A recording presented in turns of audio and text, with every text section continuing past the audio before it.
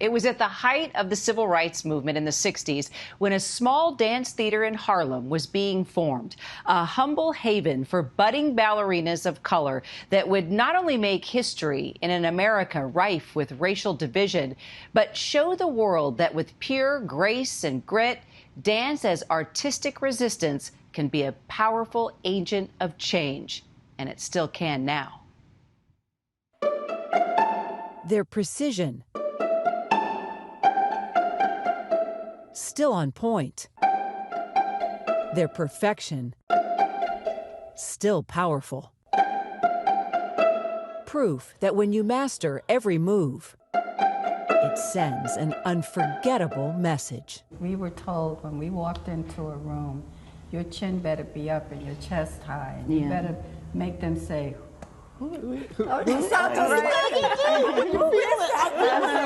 Hello, I'm Arthur Mitchell. A sense of pride. And welcome to the Dance Theatre of Harlem. Mentor and ballet master Arthur Mitchell would show the world the traditionally white, aristocratic art form of ballet was about to have every stereotype shattered. First they tried to say, well, their bodies, they can't do it because they have big butts and thick thighs and the women are butt.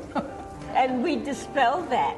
Critics said, oh, it's a novelty. Blacks want to do ballet with a question mark. It'll pass. We didn't allow it. We didn't allow it. We did not allow it. Pioneers within a pandemic, back together for the first time since it all started here more than 50 years ago. No, and remember the street festival? 5 black ballerinas reclaiming their role in history to teach us all that in times of extreme injustice, Black Lives Matter. the most affecting art is born. Lydia, why does this theater get you emotional? because I was here from the first day.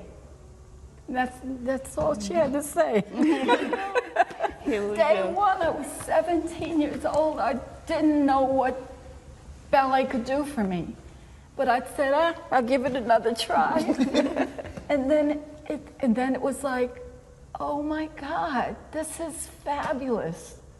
America is shocked and saddened by the brutal slaying tonight of Dr. Martin Luther King. Spurred by Martin Luther King Jr.'s assassination, Mitchell, the first black principal dancer at New York City Ballet, knew what the power of an integrated stage could do. So Arthur Mitchell started the Dance Theatre of Harlem after the assassination of Martin Luther King Jr. Why do you think he did that? I think he realized, I need to do something for my community. You know, I need to do something in Harlem. And to figure out what, in terms of how to do it. To use what he knew, which was ballet, and to actually say, we matter. Come on, John, come on up here, come on! Inclusion infusing presidents, world leaders, Queen Elizabeth, elegant reminders of what is possible. How did ballet help you get through the civil rights movement in the 60s? I think we were ambassadors, and we knew we were making history. We were classy. Ladies and gentlemen. And what was the other phrase? Said, we're doing something way bigger than yourselves. This is much more than just you. That was our contribution That was to the Black Power movement and the Civil Rights movement. We didn't have to go and march and hold packets or anything. Their performances became their protest and their moves, creating a movement of their own. We were breaking barriers. Yeah. You see Lydia doing Agon or Romeo and Juliet. You see Sheila and Rhythmatron, and it's like, and you, I mean, you're seeing black ballerinas in ballet and doing it well, and people are like, you know, all of the naysayers going, okay, I guess I was wrong about that. No burden if he No burden too big to bear. will get back. They got there. The wonderful pas de trois that Gayle used to always do and scare all of us, but you know, to the song of He Ain't Heavy, He's my brother, and it had this amazing sort of signature moment. She is lifted up in the air. I mean, lifted, literally. He ain't heavy. Literally on His hands. On his hands. People, audiences should go crazy because it was both a stunning visual feat along with the crescendo and the moment and the music and what it said.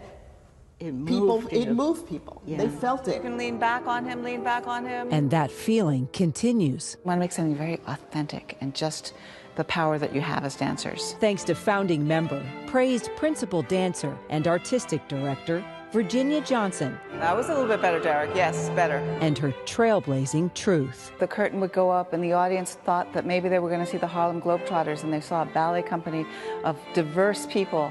And by the end of that performance, they were standing on their feet cheering for us. So here we are again, experiencing a social justice awakening. What do all of you say to young dancers of all colors in this moment? We got your back. Yeah, it's still going to be a struggle, but we're here. We're family. He is Black. my brother. Brown. Ballet beautiful.